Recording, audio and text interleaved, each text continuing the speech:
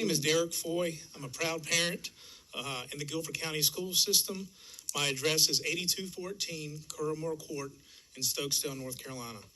I'm really grateful for the opportunity to speak with you tonight. I'm pleased the board is reopened these meetings for the public. Tonight, I'd like to speak specifically about the Northwest School District. I'm going to reference the county's expense per pupil report from the 2020 fiscal year, which is the most current document of this report on the county's website. The National Education Association identifies dollars spent per pupil as a key performance indicator and defines this, as I quote, as an indicator of state and local government's effort to fund public education. The key word here is being effort. After closely examining the numbers on this report, the report was very difficult to read, but I did take some time to closely examine the report. I've made the following observations.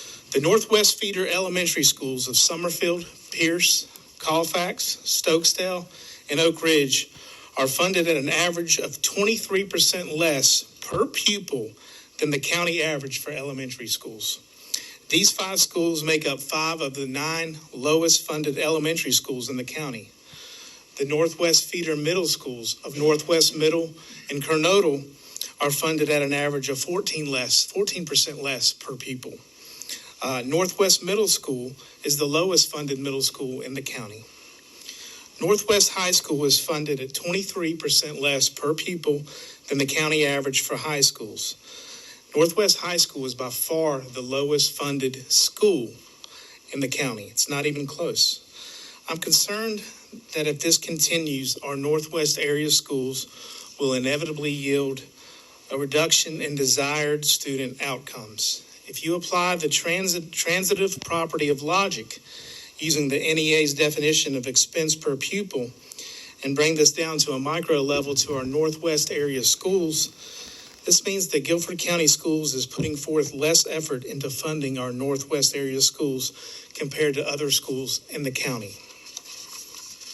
I realize that all of our schools are deteriorating and overcrowded.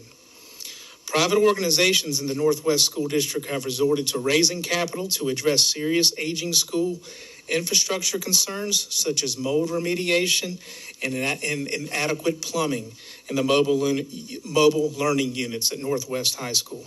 They were called trailers when I was a student there.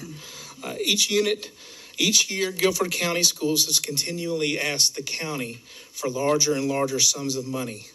That money comes from taxpayers in the northwest part of the county. I perceive that we aren't getting reasonable returns on our tax dollars given the disparity of funding allocated to the Northwest area schools compared to their peer schools in the county. I'm aware there's an important issue on the ballot this year. With that, I'm interested in viewing a more detailed reporting outlining Guilford County schools. I'm wrapping it up. Dollars spent per pupil for each school. For example, school nutrition does not have a separate line item on the county's report I viewed. I realize this varies greatly by school, and it's extremely important. I wholeheartedly support ensuring every student has met their nutritional needs. However, the data I do have at my disposal supports my position that Northwest area schools are underfunded in comparison to their peer county schools, and it really concerns me. Thank you very much. Thank you. Is there a motion? Oh, I'm sorry. Dr. Contreras asked for a point of privilege. Yes, I just wanted to make sure and call Ms. Henry up to the microphone, please, because so much misinformation goes out to the public. I wanted to make sure that she explains the state report on funding. It includes all Title I funding.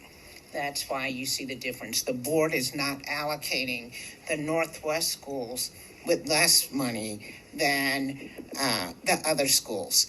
What you see in that report is the Title I funds. Also, by the state funding formula, students who are English language learners and exceptional children receive additional funds. Zip codes 2748, 27310, 27358, 27455, 27235 are the wealthiest zip codes in the Piedmont Triad area. When you look at the top 10, 5 of them are in Guilford County, and all 5 are in Northwest Guilford, with the lowest populations of students living in poverty, English language learners, or EC students? That's true, and we do weight several of our allotment formulas based on student demographics, so that we are in greater poverty. We also know that where we have larger bodies of student populations, when we use that as the denominator to divide by, then that number comes out smaller just because of the concentration of students in those buildings. So a principal at one school with 200 kids, the cost per student for that principal is going to be higher than the cost of a principal at a school with 1,500 students. So that's why you see a lot of the differences as well in the per pupil funding amount. Thank you. Thank you, Ms. Henry.